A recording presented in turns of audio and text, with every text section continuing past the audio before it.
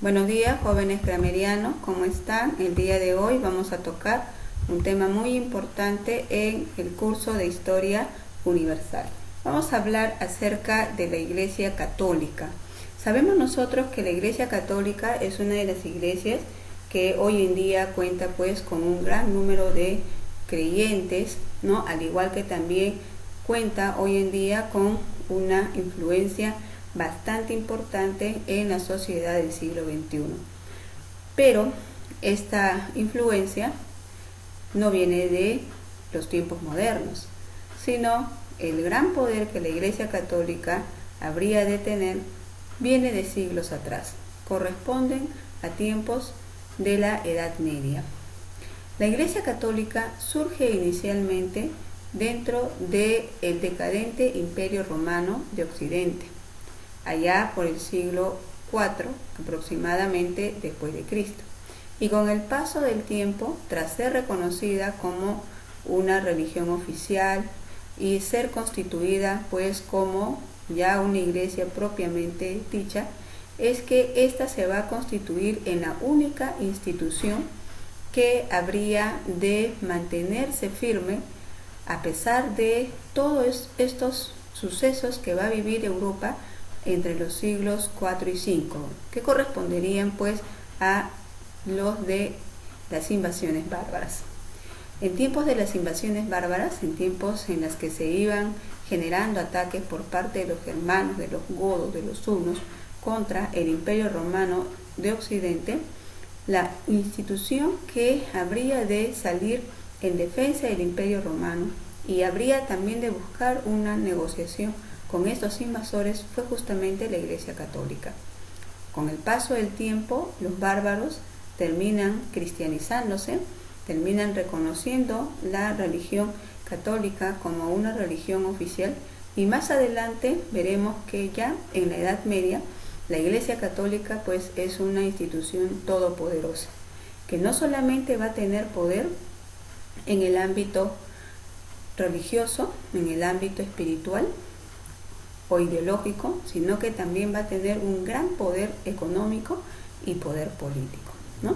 Es así como podemos decir que la Iglesia en la Edad Media fue una institución muy poderosa, ya que va a ser una de las que habría de representar todos los procesos que va a vivirse dentro de esa etapa. Principalmente va a estar muy vinculada con lo que vendría a ser el periodo del feudalismo.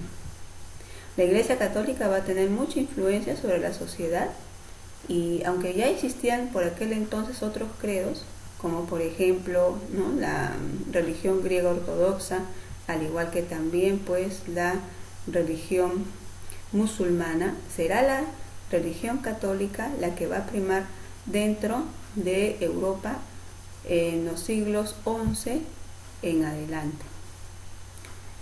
Esa va a ser sobre todo la etapa de la Europa cristiana. Más allá de las fronteras que separaban los reinos europeos, van a ser en aquel tiempo un concepto de unión, de unidad a nivel espiritual, que habría de ser pues la cristiandad.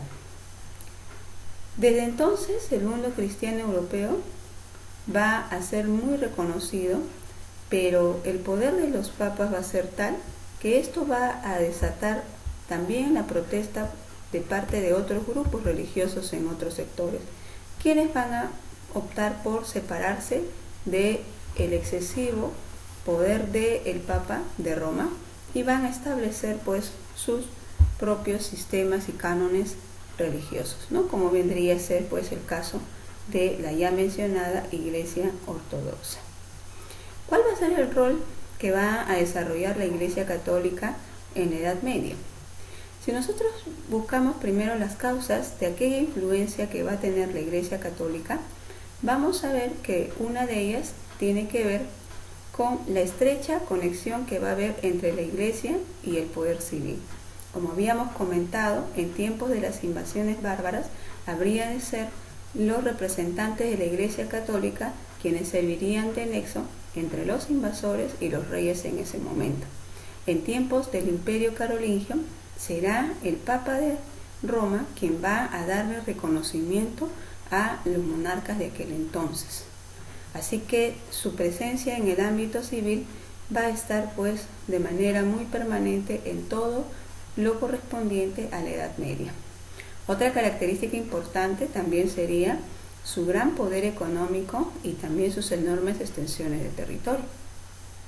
Recordemos que fue durante la Edad Media que la Iglesia Católica va a obtener beneficios por parte de la sociedad en general a través de el cobro del diezmo, por ejemplo, con el cual se tenía que otorgar a la Iglesia Católica la 10ª parte de los bienes que uno tenía, y también se tenía pues que otorgar la limosna, principalmente otorgada por los sectores más paupérrimos que había en Europa en aquel entonces. Entonces tiene enormes propiedades territoriales, producto de donaciones, producto del diezmo, y también tiene enorme poder monetario. Asimismo, es una institución con una eficiente organización y también con una severa disciplina, lo cual va a hacer que ella se mantenga vigente, firme, durante esos 1000 años que va a durar la Edad Media. Asimismo, la unidad de la fe cristiana en Europa Occidental, el hecho de que la gente sea muy creyente, pero a la vez también pues esa creencia muchas veces ciega, hizo pues que llegaran a aceptar todas las exigencias establecidas por la Iglesia Católica. El predominio cultural del clero. Recordemos que los únicos letrados en aquel entonces, o por lo menos defensores y conservadores del conocimiento que se había desarrollado en siglos anteriores, habría de ser la Iglesia Católica.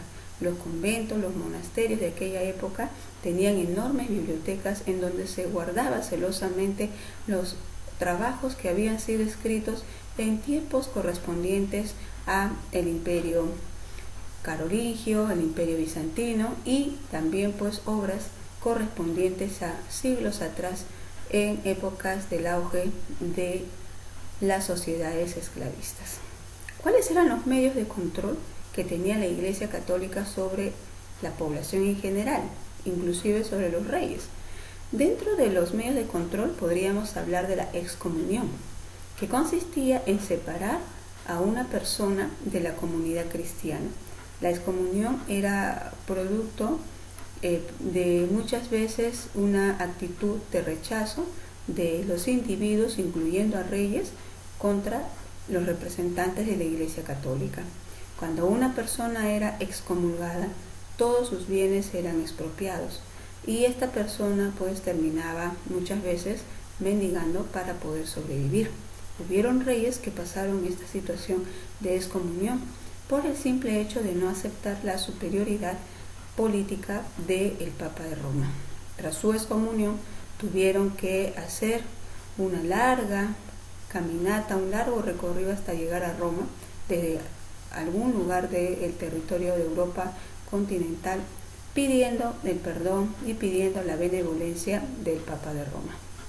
El interdicto, por su parte, era una sanción religiosa que se otorgaba a toda una provincia o un estado.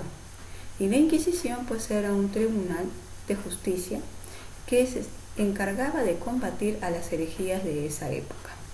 La Inquisición va a ser una institución que va a durar muchísimo tiempo, no solamente en Europa, sino que también se va a extender hasta las colonias que va a tener España en el continente americano, como por ejemplo vendría a ser el Virreinato del Perú. Y muchas veces era a través de excesos que se cometían, abusos que cometían contra los supuestos enjuiciados, que se lograba no solamente obtener una respuesta positiva respecto de la culpabilidad de la persona ante el delito que se le imputaba, sino que también muchas veces se le expropiaba de todos los bienes que poseía, y los cuales pasaban lógicamente pues a control de la Iglesia Católica. Entonces vemos aquí a una institución sumamente poderosa, ¿no? Para llevar a cabo el obtener la información, o para poder obtener el proceso de juicio a favor de la Inquisición, lo que hacían los inquisidores era torturar a los acusados. Los castigos a los que era sometido eran terribles, provocaban tanto dolor y muchos de estos procesados morían en la investigación. Finalmente, aquellos que se declaraban culpables, aún no siéndolos, es que terminaban siendo castigados dependiendo del pecado que se le había imputado. Este castigo podría ser desde pasear al lomo de un burro, atado a una soga, ¿no?, con el cuello, y con una gorra puntiaguda a la que llamaban el San Benito. Le daban vueltas por las plazas principales y este tenía obviamente que ir pidiendo perdón y tenía pues también que reconocer su culpabilidad respecto del delito que supuestamente había cometido, ¿no?, contra la fe. Iba desde ahí hasta ser quemado en la hoguera. Muchas personas terminaron en la hoguera como consecuencia de los excesos y el fanatismo religioso que existía en aquel tiempo. ¿Cómo se organizó la Iglesia en tiempos de la Edad Media? En épocas del Medioevo, la Iglesia Católica habría de dividirse en dos sectores, uno que vendría a ser el clero secular y el otro que vendría a ser el clero regular. El clero secular era el que vivía mezclado con el pueblo, convivía permanentemente con los miembros de la sociedad, ¿no? Aquí tenemos al alto clero y tenemos al bajo clero.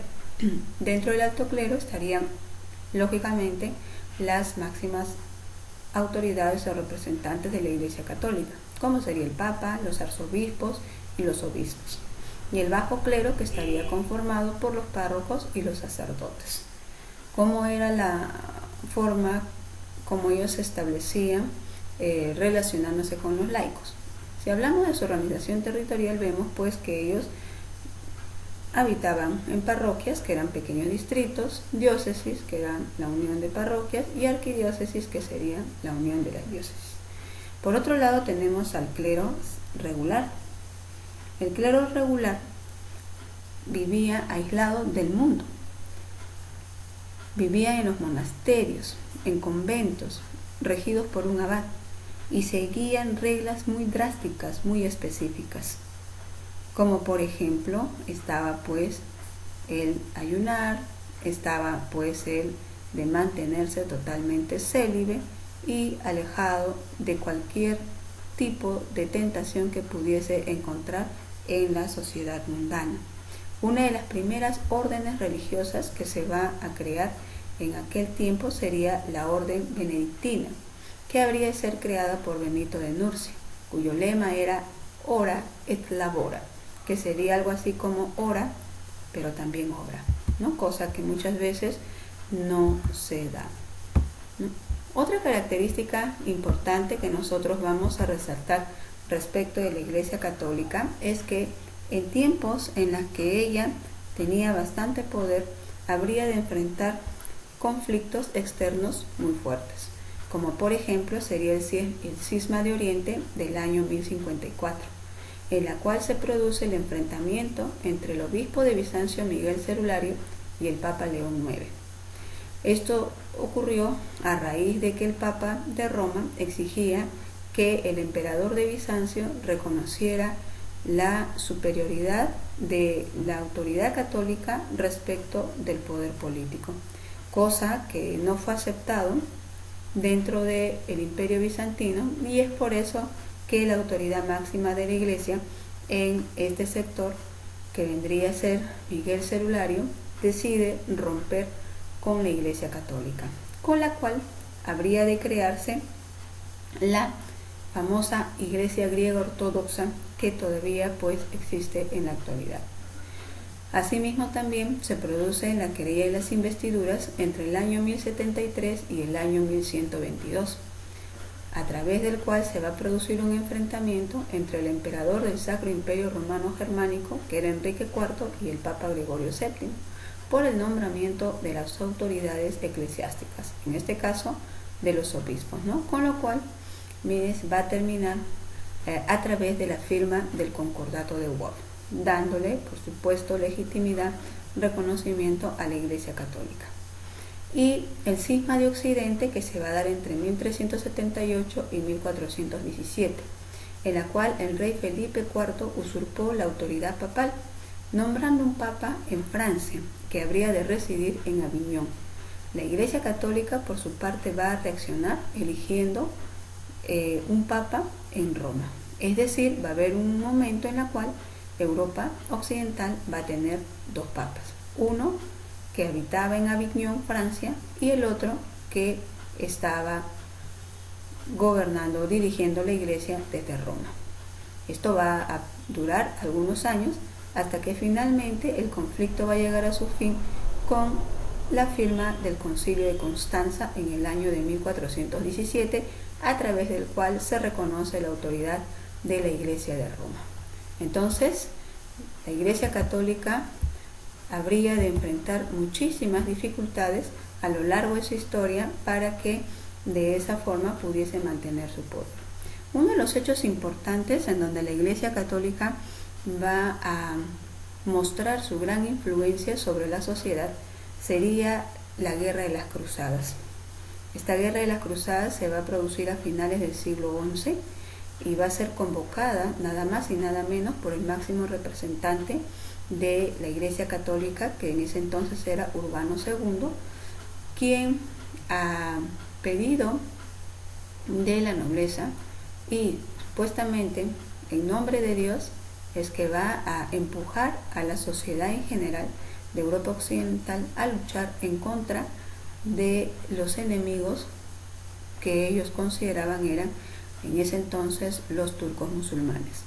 La guerra va a ser desastrosa, pero más que para los turcos habría de ser desastrosa, desgastante para los europeos de la región occidental, puesto que esta guerra se habría de dar en 8 etapas y se habría de extender entre finales del siglo XI y mediados del siglo XIII, con la cual no solamente se va a debilitar el sistema feudal, sino también la Iglesia Católica, pues poco a poco habría de ir perdiendo tanto el poder político como también el poder espiritual. Ya más adelante vamos a ver que hacia la Edad Moderna la Iglesia Católica también habría de ser cuestionada y habría de aceptar algunos cambios, algunas reformas que la misma sociedad exigía. Pero ese ya va a ser un tema que vamos a ver más adelante. Entonces, muchachos, esto es todo respecto de la Iglesia Católica y nos vemos en otra oportunidad.